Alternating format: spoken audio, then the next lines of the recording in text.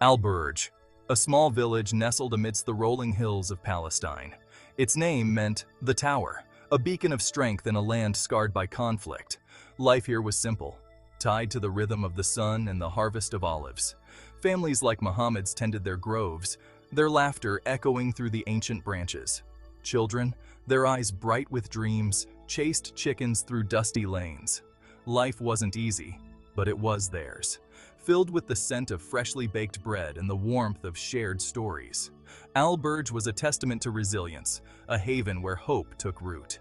The air hummed with the murmur of bees and the distant bleating of sheep. Women, their hands weathered but strong, kneaded dough in sun-drenched courtyards. Men, their faces etched with the wisdom of generations, worked the land, coaxing life from the fertile soil. Al-Burj was a tapestry woven with threads of tradition, faith, and an enduring love for their ancestral land. Muhammad, a carpenter by trade, was known for his kind smile and gentle nature. His wife Fatima was the heart of their home, her laughter as warm as the midday sun. They had 3 children, 10-year-old Omar, whose curiosity knew no bounds, 8-year-old Yasmin, with eyes that sparkled like the Mediterranean, and baby Layla, whose laughter was their greatest treasure. Their days were filled with the simple joys of family life, their nights lit by the soft glow of oil lamps and the twinkling of stars. Life in Al-Burj was a testament to the human spirit's ability to find beauty and meaning even in the face of adversity. The villagers held on to their traditions, their faith, and their unwavering belief in a brighter future. They were a community bound by shared history, a deep connection to their land, and an unyielding hope for peace. Little did they know that their world was about to be shattered, their lives irrevocably altered by the encroaching shadows of conflict. The conflict had cast a long shadow over Al-Burj. Generations had witnessed the steady erosion of their land, their rights, their very identity. Their olive groves, once symbols of abundance, were now bordered by checkpoints and settlements. The air, once filled with the songs of birds, now carried the rumble of distant tanks and the drone of surveillance planes.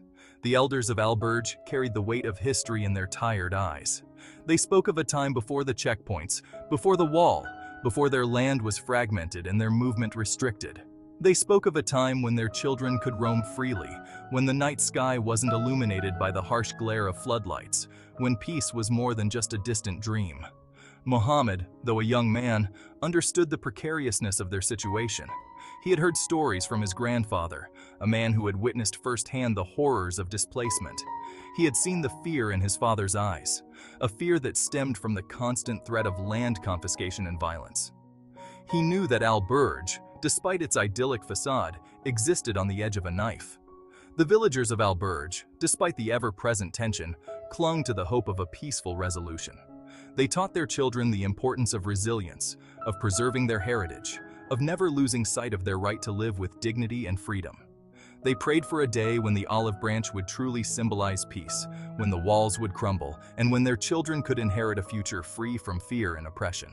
But for now, the shadows of history loomed large, a constant reminder of the fragility of their existence.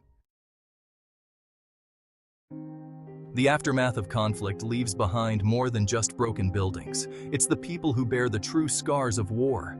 Families torn apart, children left orphaned, and communities shattered. These are the indelible marks that linger long after the last gunshot has faded. In the midst of chaos, survival becomes the primary goal. Every day is a battle to find food, water, and shelter.